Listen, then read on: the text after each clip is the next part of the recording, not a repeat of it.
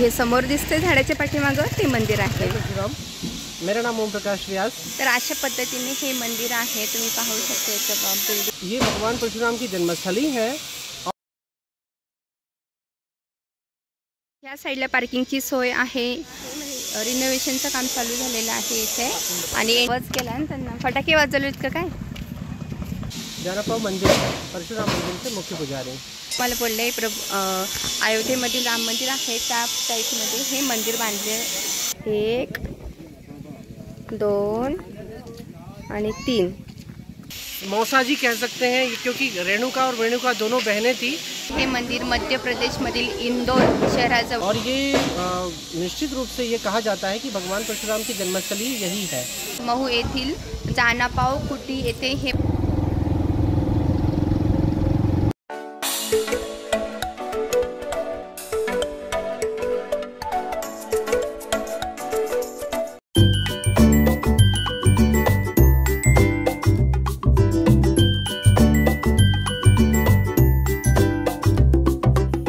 Hello friends, मी जयश्री।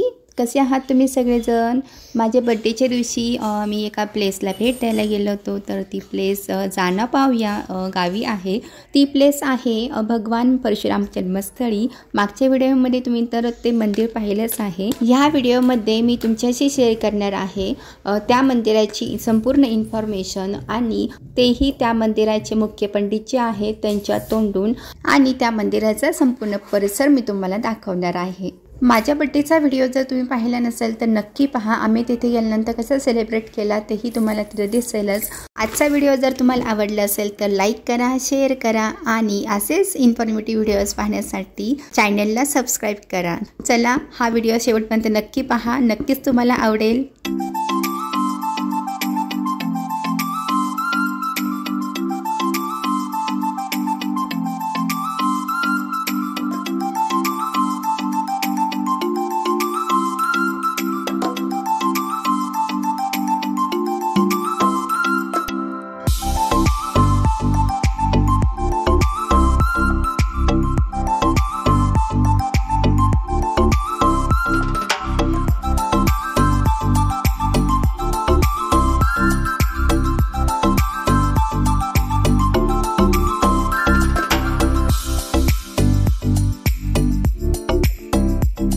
या साईडला पार्किंगची सोय आहे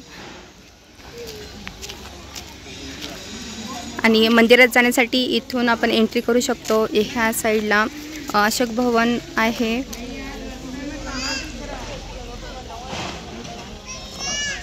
चला आपण आता एंट्री करूया।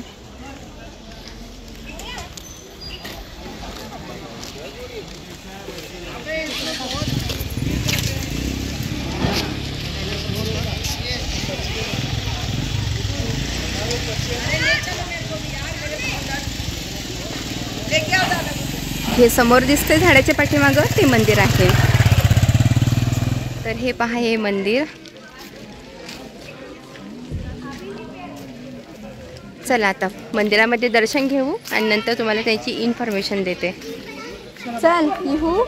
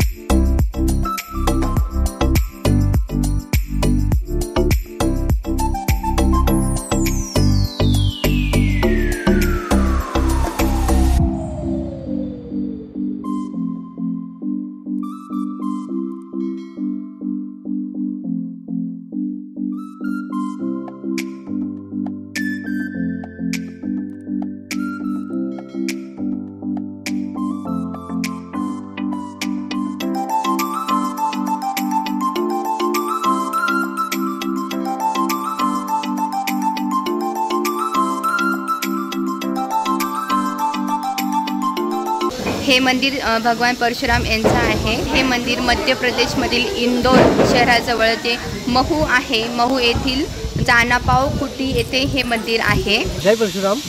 मेरा नाम ओम प्रकाश व्यास, जानापाव मंदिर परशुराम मंदिर से मुख्य पुजारी आचार्य ओम प्रकाश। और ये भगवान परशुराम की जन्मस्थली है और इनके पिताजी जमदग्नि ऋषि और माता रेणुका इनकी तपस्थली मानी जाती है।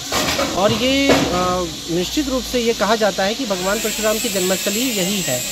इसका सत्य का उल्लेख इस बात भी होता है कि यहाँ पर जो है कई प्रकार की औषधियाँ पाई गई हैं और उन औषधियों का ज्ञान माता रेणुका को और जमदग्नि ऋषि दोनों को था। और उस समय के शल्य चिकित्सक माने जाने वाले जमदग्नि ऋषि सब लोगों का इलाज किया करते थे। उसके कारण भी यह जो जगह है वो ऑथेंटिक मानी जाती है कि यहाँ ही भगवान परशुराम की जन्मस्थली है। दूसरा, यहाँ से 70 किलोमीटर दूर जो है वो भगवान परशुराम जी के मौसा जी कह सकते हैं, क्योंकि रेणुका और वेणुका दोनों बहनें थी।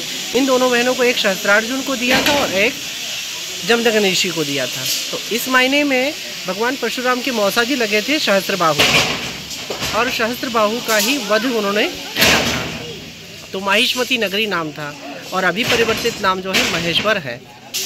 और ये जो पूरा स्थान है भगवान परशुराम की जन्मस्थली ही माना जाता है। Thank you. तर अशा पद्धतीने हे मंदिर आहे, तुम्ही पाहू शकता। याचं बिल्डिंग एकदम भारी केलेलं आहे, मस्त दिसते बिल्डिंग। आणि जसं मी तुम्हाला बोलले अयोध्येमधील राम मंदिर आहे त्या टाईपमध्ये हे मंदिर बांधले।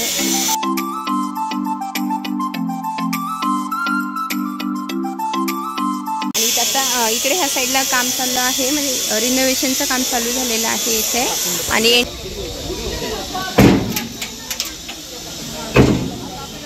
तर हे परशुराम लोक जानापाव आणि भगवान परशुरामजी कसे दिसतात तर हे तुम्हाला दाखवते।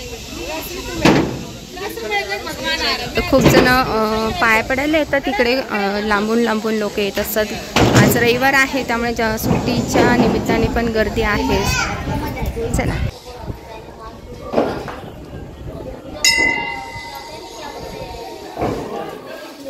आणि हा आहे घुमट, आतून मस्त दिसतोय ना घुमट।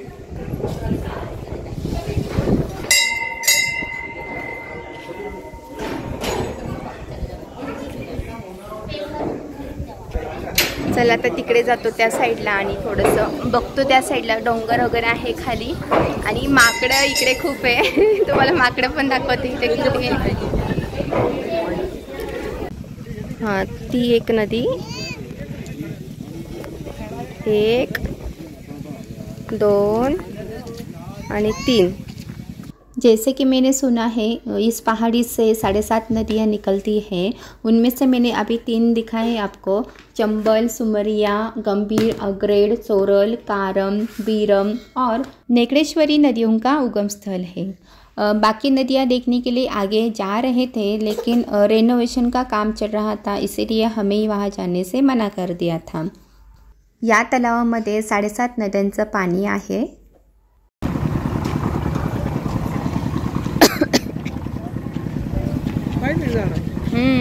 पाहिलीत ना ती कशी उड्या मारतात। आवाज केला ना त्यांना, फटाके वाजवलेत का काय?